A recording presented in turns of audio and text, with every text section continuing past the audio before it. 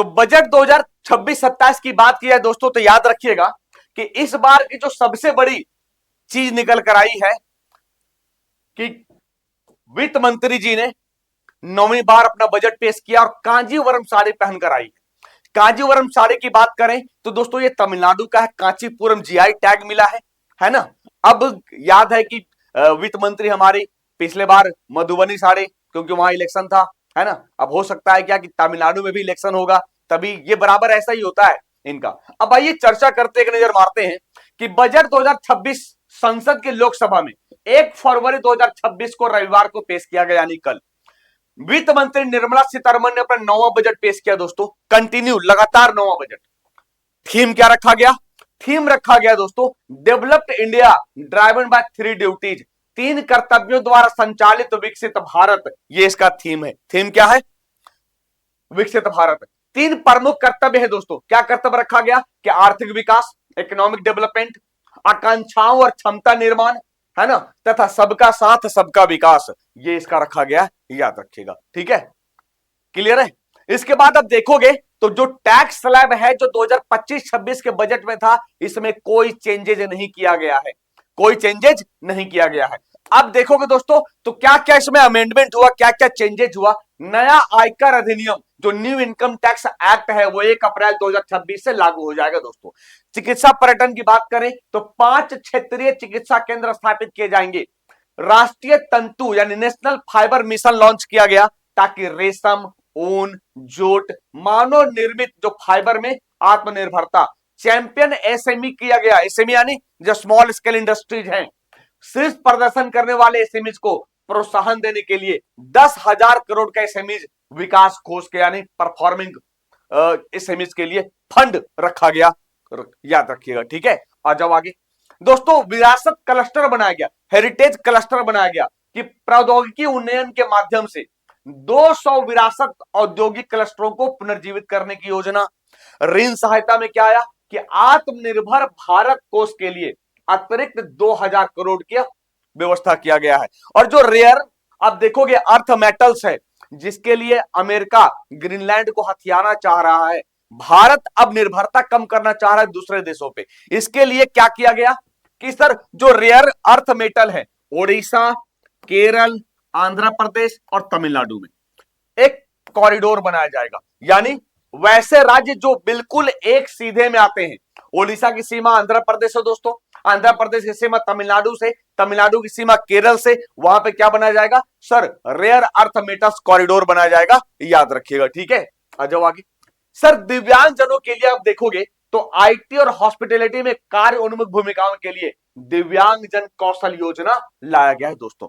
बंगाल में चुनाव है, इसीलिए इन्होंने क्या किया कि दुर्गापुर में पूर्वी तट औद्योगिक कॉरिडोर नोड बनाने की घोषणा की गई है। दुर्गापुर यानी वेस्ट बंगाल दोस्तों, जहां पर स्टील प्लांट है जो ब्रिटेन के मदद से बनाया गया था दूसरे पंचवर्षीय योजना में, याद रखिएगा। ठीक है, पूर्वोत्तर भारत के 6 राज्यों में बौद्ध सर्किट बनाया जाएगा, बौद्ध सर्किट बनाया जाएगा। विरासत स्थल दोस्तों, जो भारत के विरासत स्थल की बात करें तो 15 पुरातात्विक स्थल, चाहे जैसे लोथल है, धोलावीरा है, सारनाथ है, लेह है, को अनुभवनात्मक पर्यटन स्थलों के रूप में डेवलप किया जाएगा। इस पर एमसीक्यूज लेकर आएंगे, तब समझ में आ जाएगा क्वेश्चन कैसे बनेंगे। ठीक है, इसके अलावा मैं आपको बात करूं तो सर विदेश यात्रा पैकेज, अगर आप विदेश जाना चाहते हैं तो भैया पहले 2 से 20% था, अब विदेश यात्रा के लिए 2% कर दिया गया, तो आप विदेश यात्रा कर सकते हैं। भैया नौकरी के लिए क्या किया गया ये बताओ ना,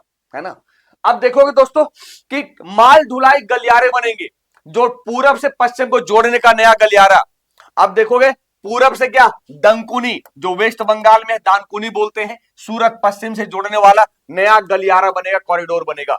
20 नए राष्ट्रीय जलमार्ग को चालू किया जाएगा। ये अच्छा पहल है, कम से कम ये अच्छा पहल है, कम से कम लोगों को रोजगार मिलेगा।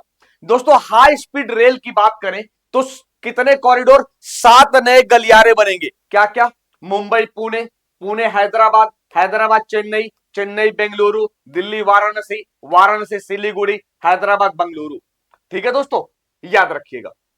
वाराणसी और पटना में जहाज मरम्मत सुविधा स्थापित किए जाएंगे, याद रखिएगा। राष्ट्रीय विमान समुद्री विमान VGF योजना की शुरुआत होगी, याद रखिएगा। ठीक है, आ रही बात समझ में? आ जाओ आगे भाई। सर अब कुल बजट की बात करें दोस्तों तो याद रखिएगा कि मोरारजी देसाई कुल 10 बजट पेश किए हैं, लेकिन लगातार नहीं। पहली बार मोरारजी देसाई ने कब बजट पेश किया था? तो दोस्तों पहला बजट 28 फरवरी 1959 को पेश किया था। एकमात्र वित्त मंत्री जो अपने डेट ऑफ बर्थ में बजट पेश किए थे 29 फरवरी को, दोस्तों याद रखिएगा। ठीक है, पी चिदम्बरम 9 बजट पेश किए हैं अलग अलग प्रधानमंत्री के कार्यकाल में। प्रणब मुखर्जी 8 बार बजट पेश किए हैं अलग अलग प्रधानमंत्री के काल में। मनमोहन सिंह 5 बार लगातार बजट पेश किए 1991 से 95 जब वित्त मंत्री थे, जब new economic policy LPG liberalisation, privatisation, globalisation लाया गया था। अब आप देखोगे दोस्तों कि एक अन्य सबसे लंबे समय तक वित्त मंत्री रहने वाले व्यक्ति सीडी देशमुख थे, जिन्होंने 1 जून 1950 को मंत्रालय का कार्यभार संभाला और लगभग 6 साल 2 महीने तक पद पर बने रहे, याद रखिएगा। आप देखोगे दोस्तों लियाकत अली, आपने नाम सुना होगा, लियाकत अली जो अंतरिम गवर्नमेंट में वित्त मंत्री थे, एकमात्र व्यक्ति जो पाकिस्तान और हिंदुस्तान दोनों का बजट पेश किए हैं। कौन? लियाकत अली, याद रहेगा, लियाकत अली दोस्तों, जो क्योंकि पाकिस्तान में वित्त मंत्री नहीं प्रधानमंत्री बजट पेश करता है। तनवीर नमस्ते बच्चे, आ जाओ आगे भाई।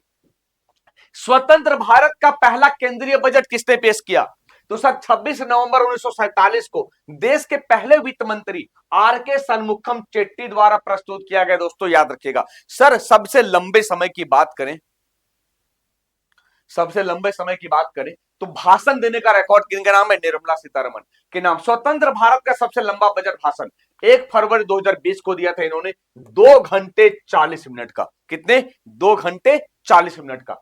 सबसे छोटा भाषण की बात करें तो 1977 में वित्त मंत्री हीरू भाई मुलजी भाई पटेल द्वारा प्रस्तुत किया गया था। अंतरिम बजट है। अंतरिम बजट कब पेश किया जाता है? तो सर जिस वर्ष चुनाव होता है, जिस वर्ष इलेक्शन होता है, तो इलेक्शन के पहले जो बजट पेश किया जाता है उसे हम अंतरिम बजट कहते हैं, याद रखिएगा। सबसे छोटा बजट जिसमें केवल 800 शब्द थे। आप लोगों ने देखा दोस्तों कि सर इकोनॉमिक सर्वे कब पेश होगा? बजट के एक दिन पहले, बजट के एक दिन पहले इकोनॉमिक सर्वे पेश होता है। इकोनॉमिक सर्वे में दिखाया जाता है कि हम पिछले साल कितना खर्च किए और बजट में दिखाया जाता है कि हम आने वाले समय में कितना खर्च करेंगे, याद रखिएगा। जानकारी कैसी लगी कमेंट करके बताइएगा। और मैं बता दूं इस पर एक सेशन लेकर आएंगे क्वेश्चन को लेके, ठीक है, ताकि जो भी बजट 2026-27 से सवाल बनेंगे आपका क्लियर हो जाएगा बच्चों, ठीक है।